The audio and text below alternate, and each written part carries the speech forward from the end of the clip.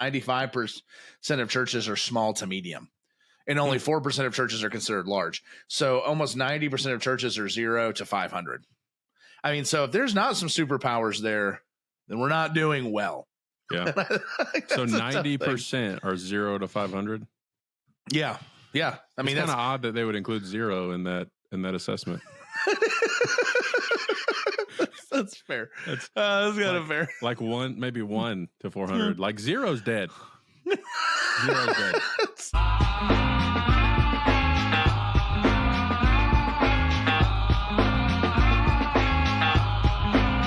Don't call it a comeback. I've been here for years. I'm rocking my pants, putting suckers in fear, making the tears rain down like a monsoon. Listen to the beat go boom, explosive, overpowering, over the competition.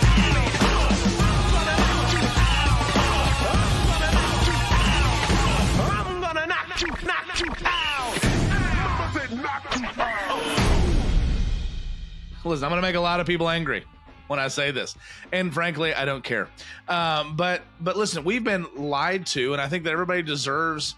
They deserve to know the truth. But even outside of knowing the truth in this, you deserve the encouragement if you're on the other side of this. There is this. I don't know if it's a lie. I don't know if it's a feeling. I think that it's just this general cultural church thing that the mega church, which is 1 to 2% of all churches, large churches, which is 4%, like I said, and above, that if you're a large church, you're doing it right. And so, but if you're 98% or 96%, depending on what numbers you're looking at, if you're 96% of all churches, that's what you're supposed to be. And that's the only way you're going to do it right, is by being like them. And I think it's hogwash. I think it's ridiculous. And the truth is, we have so many churches that constantly feel inadequate, that constantly struggle. And I think that we need to spend some time today talking about small church superpowers. Because big churches doesn't mean that they're healthy. And church size doesn't mean necessarily that you're healthy, big or small, but absolutely, I know, because I've been in mega church, I've been in large, and I've been in small. I've been all over the range, and I know this for a fact, John. There are things that small and medium churches will do that large and mega churches don't even have a shot at doing. Yeah, we need to build that up, man. Well, and I think of two things when you say that. The first thing is something my dad has always told me. Is that the grass is always greener over a septic tank. And so just because you have an opinion about something doesn't mean that it's actually greener. Every single church comes with its own significant set of problems. And I don't use that word significant lightly. Every single church has significant problems on some level. And so that needs the right people to deal with those problems and to shepherd in those places. But just know where you're standing is not a bad place to stand, because it is someone else's greener pasture. And so it's good. It's a good thing to take care of the land we're standing in, right? The next thing is, it makes me think of, like, I can remember in college. Yeah. So I don't look like it right now, but when I went to college, I actually, the school paid for me to go. You don't to look be like an you athlete. go to school at all. I don't look like I went to school. But what does one look like that is learned? It's a good question. You said it. I'm just asking. Well, I'll tell you, I did not go to school for my academic prowess. I went to school because they wanted me to play football there. But we would see people in class. We would talk to people in class, and they would say, "Man, I so wish I was a football player. I so wish that we got to do the things that you guys get to do." And we would look at them and we would say, "Are you kidding? We would love to do what normal students get to do. We would love to be just a normal student." And I think of that in a way, like I'm at a larger church. So I'm at a church that we're running well into the 800s on Sunday morning, and we have a healthy and thriving student ministry. And you know, I'm very thankful to be where I'm at. But there are some times where it's like, man, if I could be in a smaller context sometimes, and to think about some of the advantages, and to your point, superpowers that some of these small churches have. I mean, come on. Some of those things are awesome. And let's be honest here. I'm not scared to offend the large churches because there's only 6% of them. What I do want to do, though, is champion the small and medium-sized church because there's 96% of you. But here's the truth, though. I did student ministry, and I had student ministry with 500 students in it. At one point, I had student ministries with 5 students in them. I've been all over the gamut like you, right? And I grew up in a church with 5,000 or 6,000 people in it. Been all in the, and it's funny. It's exactly like you said. When you've got thousands of people, this is the exact question you ask. How do we get smaller, man? How do we get smaller? And when you're in a small church, you ask the question, well, how do we grow? How do we get bigger? And those are good questions to ask. I don't have a problem with people wanting to reach more people. There's a difference between complacency and then being mission driven, for sure. But I think that it's funny that if we serve a God who actively calls us somewhere to reach people and to lead people, but also the vast majority of our churches are of a certain size or fall in a certain category, God clearly can use you and you can flourish where you're at. And we also serve a God who doesn't call you to be in constant comparison and sorrow. We call a God that calls you to go where you're at and to do well. And you need to be able to use the gifts that you have. And I know this for a fact, and you know it too if you're listening. What is the first thing when you go to a ministry conference, when you get together with local pastors, when somebody goes, how's your ministry doing? Tell me about your church. You know that the first thing you do is how many people you're running. We've had so many people on Wednesdays, or we've had so many people on Sundays. We've baptized 34. Think about how weird that would be in like your regular life. It's like, well, Bill, how's it going? Well, I made 75,000 last year. Like it would be weird in our regular lives if we said things like about salary or about what we did. But we do that in church. Why? Because we've got to get past this comparison game and about numbers. And it's counterintuitive, but we reach more people when we don't worry about reaching more people, and when we worry about doing good ministry. And so, that being said, John, let's talk about the superpowers that you have to reach those people. All right? What is it? Let's talk about what it can be for small churches to reach people. Maybe we can contrast some of that as well. But what's one of those superpowers? So for me, I think of the ability that you have for relational depth, right? One of the things that's been an adjustment for me.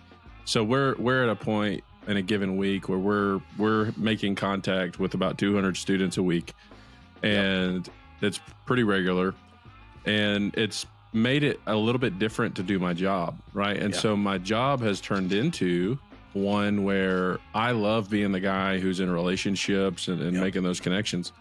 But when you get to a certain size, you just can't physically, emotionally, spiritually handle those connections. Yeah. So you have to have a great group of leaders behind you that you can invest in, and that they can be the ones that are making those contacts with the people. So your world kind of goes from being the shepherd to the sheep to being the shepherd to the assistant shepherds.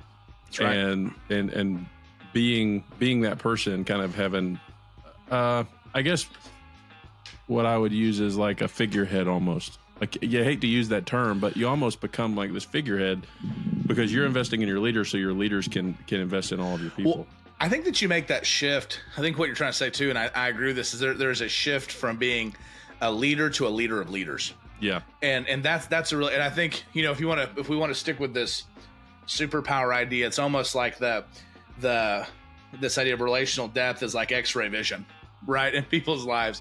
But here's what I think. So let's talk big or small. Nobody's excluded from this principle. You need relational depth in any ministry. If you're one of the 96% of churches that you say, man, my student ministry is 0 to the non-existent ministry, like we just said, the 0 to to 30 or 40 kids, right? That's going to be easier maybe for you to have a few leaders with you that you're training up and investing in, that you can, really keep connected. Again, 40's a lot, but you've got those students, you're connecting with them. Here's the challenge.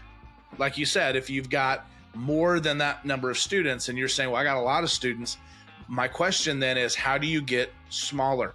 The bigger you get, and listen, I've been in churches where we had 40 adults on a given day, but we were reaching 70 or 75 students a week. And we had to pull leaders together, and you have to replicate yourself. And John, you do such a good job of this. I felt like I did a good job. It wasn't until I started working with pastors, I didn't feel like I did a great job until I was able to help coach this. But how you pour into your leaders is key. You need to replicate yourself. And one of the things that I think that big churches, you need the challenge for this.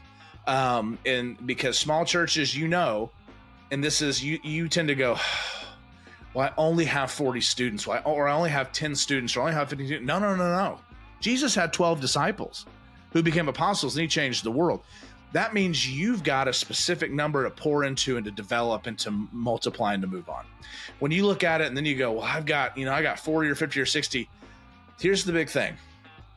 At one point, you've got to start asking yourself, how am I developing leaders now to pour into them and to help me lead them? I sat down not too long ago with some of the biggest student ministries in the country. And I asked the question, there's millions of dollars in the room to spend. And this is why I'm so proud of so many small and medium-sized churches, because they're spending money on things that matter. But I sat down with some of these huge, there was probably about $20 million worth of budget in this room with these guys. And I said, hey, how are y'all training your leaders? What are you doing to pour into them in an intentional way? And all of them but two. Yeah, I can pretty much guess what they probably said. They said the dirtiest phrase you can utter in Christianity. I know we should, but. Yep, I know we should. I was about to say, my guess would be that they probably said something like, well, I've thought about it. but. And I said, oh, well, we can do it with you for less than you pay for hot dogs every year. Yeah. And I said, let's do it. Well, you want to know how many guys came back eventually and did it with us? I would say 2 people thought it was a good idea, but when it came down to executing, nobody followed through. Every one of them thought it was a good idea. Nobody came back through to execute. And you want to know why? Whether it was them just giving an excuse or not, nobody could get the money. Now, they could get the money for dodgeball. They could get the money for more hot dogs. They could get the money for events. But when it came to training and investing in people to build relational depth, why? Because it's really easy to pull off events because that feels tangible.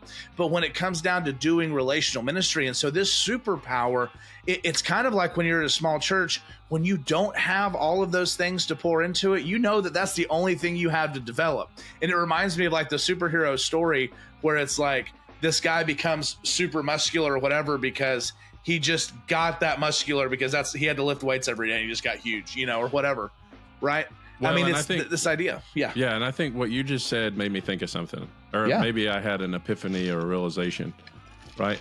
I think that when you are at a small church context and you have this superpower, being able to be hyper relational with your people, you can be hyper relational in everything. You can be hyper relational when you're cleaning. You can be hyper relational when you're getting ready for an event, when you're serving, when you're doing all those things, because guess what? You don't have a lot of people there. Yes. And I think many of us, we start in small contexts because that's the way it works, right? We start in small contexts, and the primary concern for us is God getting the glory, and are we being faithful to what God's calling us to do? And as we do those things and the Lord blesses it, you get more and more people there. The issue is, if there is not a mindset shift for the person in charge to realize I can no longer be relational with all of these people at the same level that I was when there was 50 people here or when there was 10 people here. If there's not a mindset shift to say, I've still got to work on being relational, because that's the ministry that Jesus set forth for us, was a highly relational ministry. That's right. It was, and even in Paul, like, follow me as I follow Christ, right? So the whole thing is relationally geared and ministered to. But I think that if the shift is not made, we continually rely on what got us there. And what gets you there will not keep you there. And what gets you there will not take you to where you need to go. Well, and I'm always hearing people say things like, you say, how's your ministry doing? Oh, man, it's great. We had a lot of students at this event. Or, man, we're doing great on getting kids on Sunday mornings. But, man, our leaders just aren't following up with them during the week. Well, this is a news flash. Then you're not doing good ministry. And it's not to tell you you're not trying hard. It's not to say you're not growing. But the thing is, you've got to cultivate something that is between Sundays, not just once a week. You're drawing crowds, you're creating consumers. But like you said, you've got to create something that works not just once a week, but it's got to work throughout the week. Well, and that's where it comes in. Yeah. It falls on the leader. That's right. It falls on the leader. If there's not communication happening from Sunday afternoon to Wednesday morning. And if there's not communication happening from Thursday morning to Sunday morning, if there's not communication happening, that's on you as the leader, that those things are not going out. Like, that's right. Those are expectations that need to be set forth from the leader. And hey, I hear from guys all the time, and so do you, Ian. We talk to people and they're like, well, I don't know what to say to people. One of the things that I'm really excited about is that we've created a tool. Oh, yeah. We've created a tool for people to take out the guesswork, to be able to say, and we're calling it touch points. And I know Ian would love to talk to you about it. I'd love to talk to you about it. But this is a practical, tangible way to try to replicate the superpower of small church ministry and to do it in a way that is engaging your leadership, engaging your parent ministry, because that's something we're not even touching on right now, and also making engagement with your students so that you can have this superpower of a small church model within your ministry, no matter what size you are. Doesn't matter. Yeah, all scalable, no matter what you are. You could have, you have templates that you can take, look at, that you get weekly to you, and you can edit them or just copy and paste them. They still are personal and clean, clear. I love that. Well, and superpower number 2, I think, goes along with that, John. I think it is, and I think it's flexibility. Yeah, that's a big one, and this is a hard one. Sometimes you got to work with it, but it's almost shape-shifting ministry. That is something, and I think that's something that if you, rather than looking at, sometimes you have to look at where you think your weaknesses are, and we have to say, oh, well, where you are rigid and hard to move, I'm quick and adaptable. And so I think that when you're a smaller church or a medium-sized church, I think that you're able to say, this is something that I remember years and years ago with Saddleback, and they grew pretty fast with this, but I remember they used to call themselves, when they were smaller, the church that were, wherever we're going to meet or something like that. And what they would do is they didn't know where they were going to meet, and they met under a tent, and they would just show up and move the tent wherever they were going to be that week. And of course they don't do that now because they're massive, but wherever you would be, I'm at a church plant now. And it was very easy for us to move locations a little while ago because of how we're set up. Or when I had 200 high schoolers in homes and home groups, well, it's really easy when I've dispersed them in 12 or 13 or 14 homes to be able to move a home here, to shift things here. Why? Because you've got to stay flexible. You've got to stay personal. But flexibility is key. That gets harder the bigger you get if you don't really protect that and guard that. But man, that even comes down into, the flexibility of how that has to do with more how you operate day to day. But man, when the world changes, we have to move with it. Yeah. And small churches, I think, are flexible. It's a whole lot easier to move a fishing boat than it is a cruise ship. Yeah, it is. I've never done it, but I assume so. Yeah, I've driven a fishing boat. I've never driven a cruise ship, but They won't let me. I've been on a cruise ship. And I've never been. That's a big old people mover. That's all I know. It's a big people mover. But it takes forever. It takes forever to get somewhere, even to get out of dock or into dock. Yeah. So when you go on these trips, you'll port in different places. Yeah. And it takes quite a while when you're going into port. And they'll alert you, they alert you and let you know, like, hey, this is what's happening over the next hour that it's going to take us to get in. Be ready. And then they tell you to, once you go on your excursion, you got to come back, you got to be at a certain time because it's time to go, because it's going to take a while to get out of dock and to go on. Whereas if you're going on a fishing trip, all you got to do is just get on the boat and get off the boat. So easy peasy. It's kind of in my mind when I think about churches or organizations from a size level. It's a whole lot. I can adapt and change. There's a reason the Titanic sank with the iceberg. If the did it not? Was it aliens? I don't know if it was an something? iceberg, my friend. I don't know. I can get a little conspiracy theorist on the Titanic. I don't know. Why would they have sunk it? Okay. Well, it has to do with like the people that were actually on the boat, and you ought to look into it. It's pretty fascinating. I'm not going, but I appreciate that you did. Corruption. But I'm saying is, if the Starliner was, you gotta watch out for big crews. If the Starliner was bass fishing, it wouldn't have gone down. That's all I'm saying. That's right. So it wouldn't have been out there if they were bass fishing. Anyway, the analogy is broken down. sea bass. But all that to say, yeah, flexibility though is key with all that. But and some of this has to do with not waiting, even in the planning, man, and how we build programs and how we build what we do has to do with that. And nothing that we're saying here is unattainable for a big church. But these are things that are inherently inside of a small to medium-sized church. Yeah. It's just intrinsically who you are, that you just have those things. That you can but do. So many people things. Don't look at it as a gift or a superpower. And in it's fact, it is. It's like, I mean, can you imagine that churches go, oh, I wish we were huge and had a huge building to weigh us down. And I wish that we had this massive program that had been in place for so long. It's like, man, sure, you can look at it that way, but then look at it as saying, man, I wish that we were, you could look at it and say, man, we have so many opportunities. We can try and fail at a lot of different things until something succeeds. I got a core group of people. I mean, you can look at a lot of great things and do that. I think superpower number 3. Well, before you get there. Oh, what did I skip? You didn't skip anything, but I don't want to give away all the goods. So if you're interested in superpower number 3 and beyond, if you're a member of Shaping Student Ministry, you can get all the information you want about superpowers. That's right. So, and more. In the next 20 minutes of the podcast, which is exclusively on the Shaping Student Ministry lobby page, all you got to do, go to shapingstudentministry.com, go to the community page and sign up. And we'd love to have that conversation with you. Or just click below. Oh, yeah, you can do that too. It's that easy. But listen, it's $270 a year, which means you get 2 months free, or it's $27 a month. You can't beat it. You're going to get the best curriculum available. And where does all that money go in?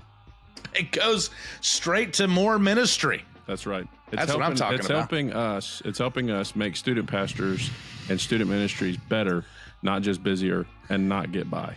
Just this year alone, 3 student pastors did not leave ministry because we were able to keep them in a community of people that loved them, that cared for them, that poured into them.